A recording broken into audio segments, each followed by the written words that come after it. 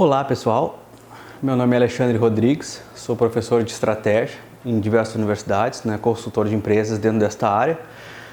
Estou aqui para passar para vocês um pouquinho sobre este conceito e aplicação de estratégia, apresentar algumas ferramentas também, para que o nosso congresso aí se torne um congresso de aprendizado. Bom, vou apresentar um pouquinho então da DNA Corporativo, é uma empresa de consultoria, trabalha aí diversas linhas de serviços, uma delas é dentro dessa área de estratégia também. Vocês podem depois acessar o site lá, www.dnacorporativo.com.br, saber um pouquinho mais da gente. Esse curso é também uma realização da DNA Corporativo. Temos aqui também um pouquinho de mim, uma apresentação minha, depois vocês podem baixar as lâminas aí, ou até no próprio site também baixar o currículo para dar uma olhadinha, quem tiver um interesse. E queria falar então um pouquinho sobre estratégia. O conceito, na verdade, de estratégia, ele é um conceito muito amplo, ele vem do marketing, A estratégia é uma vertigem do marketing.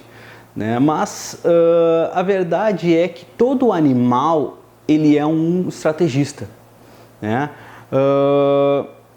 O conceito em si de estratégia é a própria perpetuação da espécie, ou seja, o poder de adaptação dentro do nosso meio, ele já é um conceito puro de estratégia.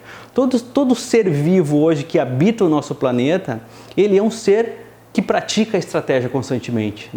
Os seres que a sua estratégia já foi ultrapassada, ele acaba, por uma questão evolutiva, sumindo do planeta, certo? O ser humano não é diferente, desde a sua origem até hoje, ele trabalha algumas estratégias, principalmente estratégias de sobrevivência, que fazem com que ele habite um planeta, um ecossistema, junto com outros seres vivos. Certo? Então esse seria o conceito mais básico de estratégia que a gente pode perceber, o conceito mais instintivo de estratégia. Porém, o nosso assunto aqui é um pouquinho mais amplo. Como o conceito de estratégia para o ser humano ele é um conceito mais racional a instintivo, certo? O ser humano busca muito mais conquistas a não ser as conquistas de sobrevivência e perpetuação de sua espécie, que para o ser humano hoje é uma garantia, Então ele já está garantido nesse planeta, ele já não pensa que ele deve perpetuar a sua espécie ou simplesmente sobreviver, Ele quer conquistar, então ele quer conquistar clientes, ele quer conquistar situação financeira mais favorável, ele quer conquistar objetivos, ele quer ter outras conquistas que envolvam outros tipos de estratégia, certo? Como estratégias de mercado, estratégias organizacionais, tranquilo? Então, a partir daí que a gente vem estudando algumas ferramentas que trabalhem essas posições mais estratégicas, certo?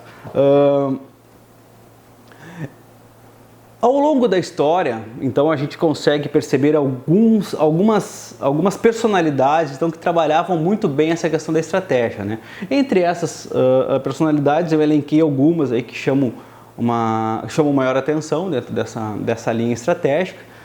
Por exemplo, Alexandre o Grande, que foi um grande estrategista, um grande general.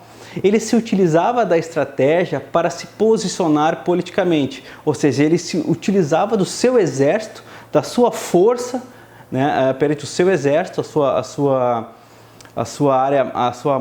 seu conceito militar, para se posicionar politicamente, ou seja, ele através da força, ele invadia uma cidade, ele conquistava um território e se posicionava dentro desse território, ou seja, chamava o gestor, vamos dizer assim, o dono desse território que ele conquistou e colocava algumas posições,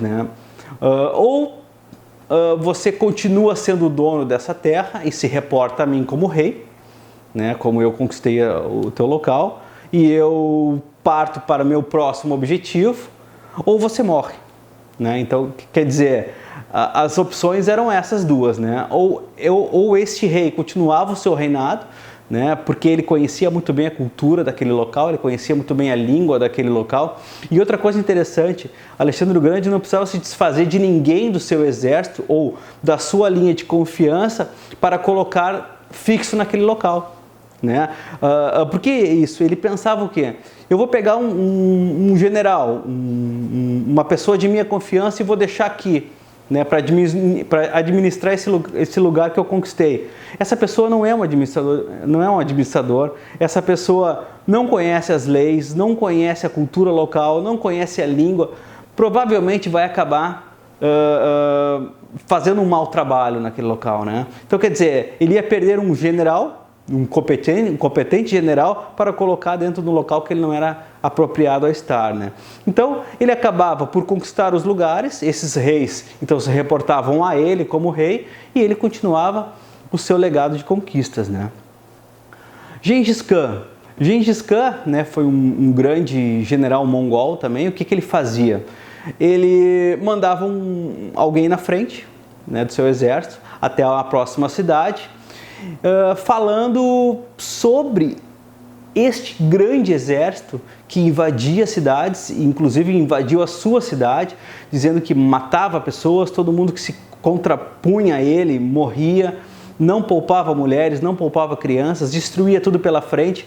Ou seja, quando ele já vinha se aproximando da cidade com seus tambores, né, que a população já começava a assistir essa aproximação, já começava a se render, né, porque sabia que esse era um exército extremamente destemido.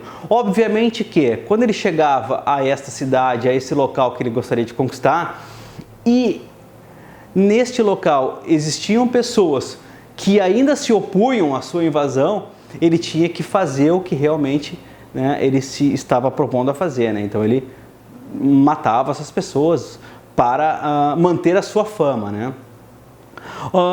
Se nós fôssemos trazer um pouco dessa estratégia para os dias atuais, né, o nosso mercado de capitais hoje já trabalha assim, né? Lança aí vamos dizer, uma fofoca no mercado na bolsa de valores e as ações flutuam, né? Então eu vou lá, disparo uma informação importante para depois entrar com uma determinada estratégia em cima, né? Maquiavel, da mesma forma, no seu livro O Príncipe, né, que foi uma obra póstuma, na verdade editada após o seu falecimento, ele trabalhava estratégias e políticas de como defender o Estado da Itália, certo? Então, quer dizer, como um príncipe deveria se posicionar dependendo da sua estrutura política, né, e relações internacionais e a própria cultura do povo, ou a maneira como o povo se comportava, de como ele se manter no seu poder, né? Trazendo, obviamente, isso para a nossa política hoje em dia, a gente consegue analisar muito bem as questões políticas que envolvem as negociações, né, que envolvem as parcerias, que envolvem alianças estratégicas, né, na condução do povo, né? A própria questão do pão e circo, né? Vamos deixar o povo um pouco mais feliz quando ele estiver revoltado. Essa questão de manipulação e envolvimento do povo, a gente aprende muito com Nicolau Maquiavel no seu livro O Príncipe. Napoleão Bonaparte, por outro lado, conseguiu separar estratégia e tática, certo? Ou seja, tática seria a execução da estratégia em si, né? Quando a gente olha um tabuleiro de xadrez e a gente fica raciocinando, a gente está bolando a estratégia. Quando a gente começa a agir com as peças, a gente está executando essa estratégia. Sun Tzu, né, nosso general chinês, bem conhecido através da arte da guerra, analisava cenários como ninguém. Então ele montava, através de uma matriz SWOT, né, que a gente vai olhar um pouquinho mais para frente, grandes estratégias através de forças e fraquezas, oportunidades e ameaças. Então, transcorrendo um pouquinho aí através dessa parte mais estrategistas, né, de como a gente utiliza essas características de alguns estrategistas. Seguindo agora o nosso trabalho, a gente tem acesso a uma imagem que ela faz parte também do nosso livro, né, que depois eu vou explicar um pouquinho mais para frente no próximo bloco, sobre 12 elementos catalisadores de equipes de alta performance. Quando a gente vai conduzir uma estratégia, a gente precisa que pessoas executem essa estratégia por nós, tá? O interessante dessa imagem aquele cubo verde no meio ali, onde a gente trabalha objetivos, benefícios e estímulos.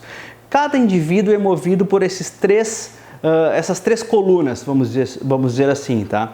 Objetivos, estímulos e benefícios. Ou seja, qualquer evento que você gostaria que outra pessoa fizesse por você, você tem que conseguir demonstrar esses três pilares, tá? Qual o objetivo que essa pessoa vai alcançar, ou seja, você executando essa tarefa, você vai chegar aonde?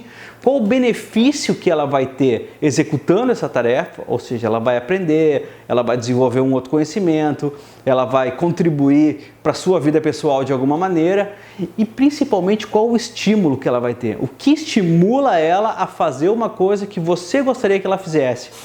Pode ser até um estímulo familiar, por exemplo, sei lá, você tem um filho na universidade, imagina se você, sei lá, perde seu emprego ou não tem uma capacitação X, você não vai conseguir proporcionar esse benefício à sua família. Então, quer dizer, os benefícios, os estímulos e os objetivos são completamente diferentes para cada tipo de indivíduo. E nós, gestores, para que a gente alcance melhor a implementação de uma estratégia, a gente tem que conhecer muito bem esses três pilares, certo?